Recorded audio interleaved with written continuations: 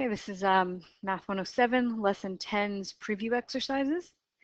So here's two sets of ordered pairs. In which set is each x coordinate paired with only one y coordinate?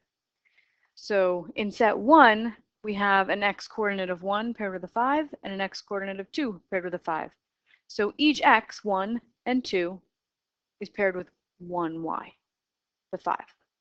But in set 2, we have 5 gets paired with 1, and then 5 gets paired with 2.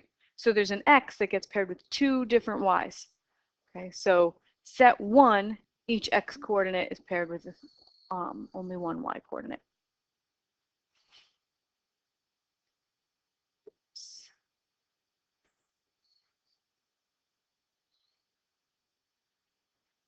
Okay, so now we're supposed to answer some questions about this graph.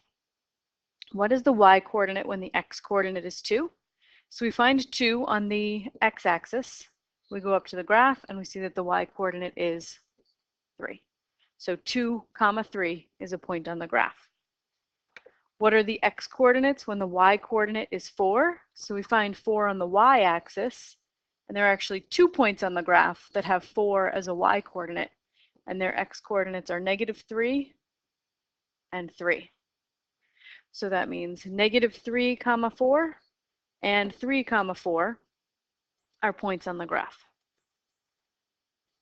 If I want to use interval notation to describe the set that contains all the x coordinates of points in the graph, well, every single x coordinate is a possibility, right? So like -7 would be on the graph if I went far, if I drew enough of it. So that would be -infinity to infinity, all possible x coordinates.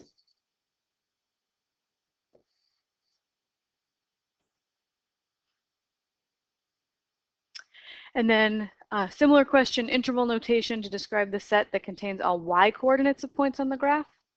Scroll back up to the graph here.